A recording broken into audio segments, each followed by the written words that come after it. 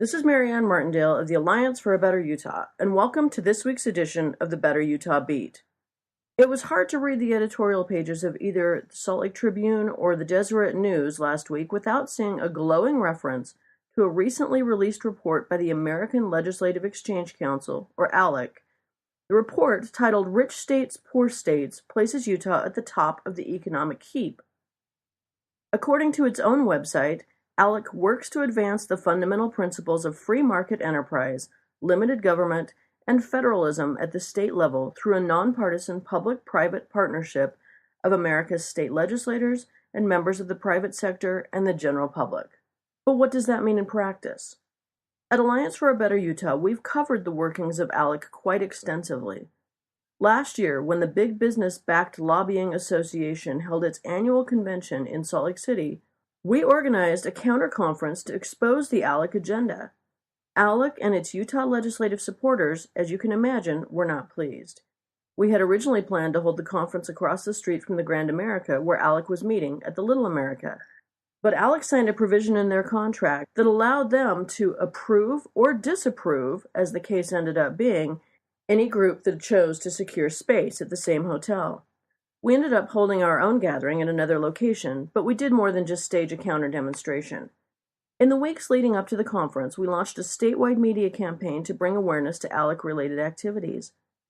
Until then, ALEC was able to fly under the radar in Utah, while its name, let alone its doings, had remained little known among the general populace.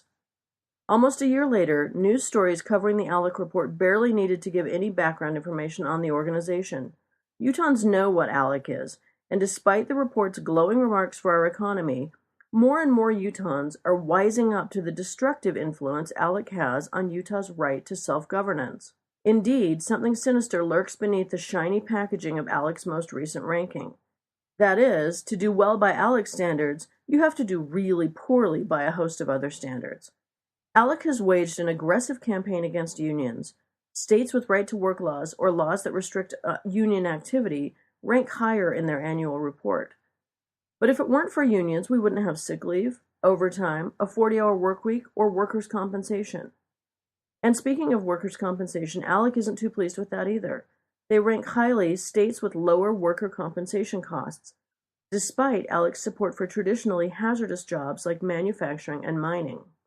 ALEC also insists that economically successful states have few public employees, a term that would apparently include public school teachers.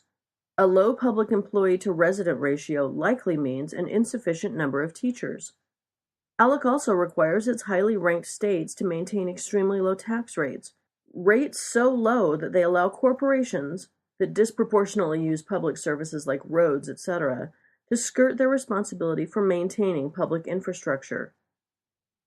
It is somewhat surprising for a state that prides itself on its self-made attitude, demonstrated by a desire to get the federal government out of our lands and our coffers, would be so willing to let a national organization like ALEC dictate our legislative agenda. It is the big business equivalent of big government intervention.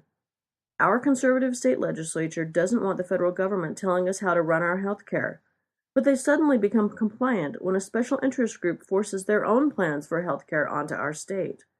Utah has a lot to be proud of, including low employment rates and a quickly reviving economy, but we shouldn't let those successes cloud our ability to fairly and accurately assess the influence of a big business special interest group like ALEC.